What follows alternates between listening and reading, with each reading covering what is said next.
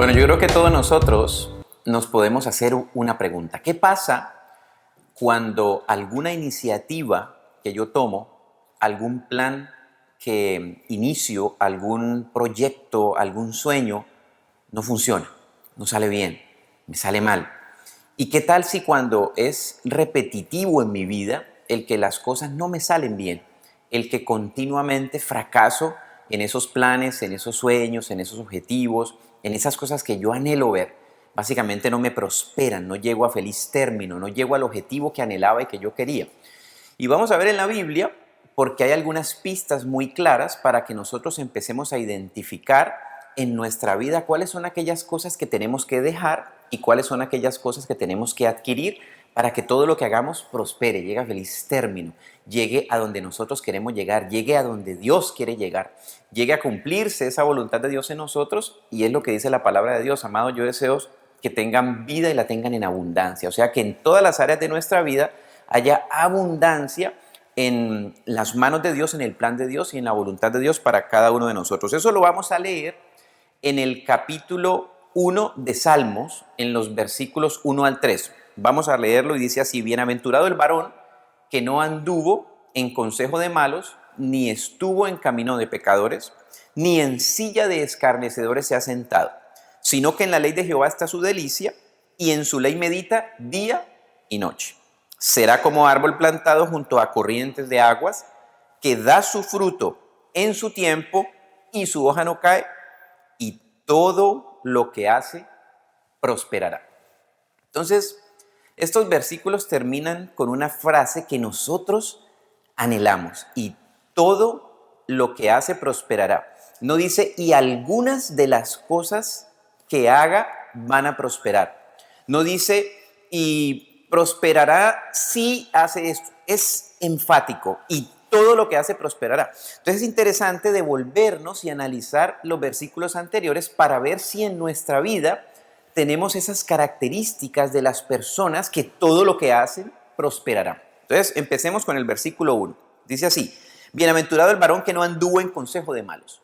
Quiere decir que es una persona que no recibe el consejo de los malos. Y bueno, aquí viene la pregunta, y es: ¿quién es el malo y quién es el bueno?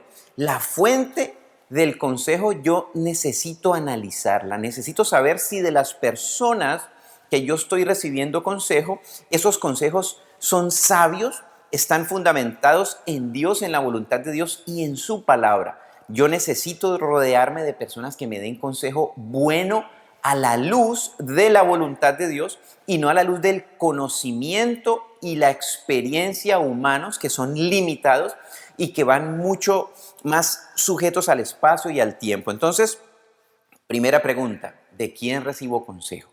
¿Es consejo sabio? ¿Es consejo fundamentado en la voluntad de Dios? ¿Es un consejo fundamentado en la palabra de Dios? Segunda característica: ni estuvo en camino de pecadores. Quiere decir que si yo en mi vida estoy caminando con personas que no hacen lo que a Dios le agrada, que no hacen la voluntad de Dios, que con el fin de obtener sus objetivos son capaces de ajustar sus principios, ceder en sus principios, ceder en lo que es correcto con el fin de llegar a su meta. Camino de pecadores. ¿Estaré caminando en camino de pecadores? ¿Estaré caminando por un camino que no es la voluntad de Dios, que yo sé que a Dios no le agrada, pero sigo caminando por ahí porque ese es el camino que yo creo que me va a llevar al objetivo, porque es el camino que las personas con las que yo camino me dicen que tengo que caminar? Entonces está muy relacionado también con qué tipo de personas yo me estoy rodeando, y no simplemente porque me rodee de esas personas, sino porque camino en la dirección que estas personas están caminando. Yo tengo que caminar en la dirección que Dios me dice que tengo que caminar, así sea un camino que recorra solo, así como el camino que recorrió David cuando fue a enfrentar a Goliat. Le tocó enfrentarlo solo, nadie lo respaldaba, nadie lo apoyaba, ni sus hermanos, ni el rey Saúl, ni el ejército.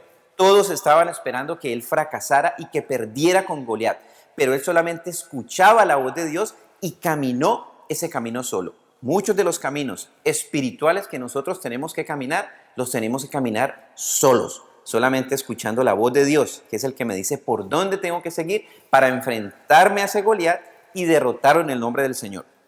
Tercera característica, ni en silla de escarnecedores se ha sentado.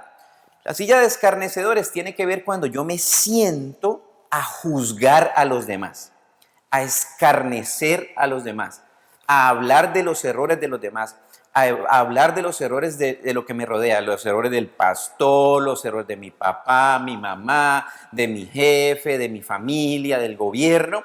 Es sentarme en una silla simplemente a criticar, a murmurar y a hablar de los errores de los demás. La palabra del Señor dice que yo necesito sacar primero la viga que está en mi ojo si pretendo ayudar a otra persona que tiene una paja en su ojo y yo la quiero ayudar a sacárselo. Entonces, tengo que concentrar los esfuerzos en lo que yo tengo que mejorar, no en lo que los demás tengan que mejorar, porque yo no puedo transformar las vidas de los demás, pero sí puedo transformar la mía con la ayuda del Espíritu de Dios en el nombre de Jesús, que es el que me capacita para transformar mi vida. Entonces, hablamos del consejo, hablamos de que con quién estoy caminando y qué cosas estoy haciendo, y hablamos del juicio, la crítica y la murmuración.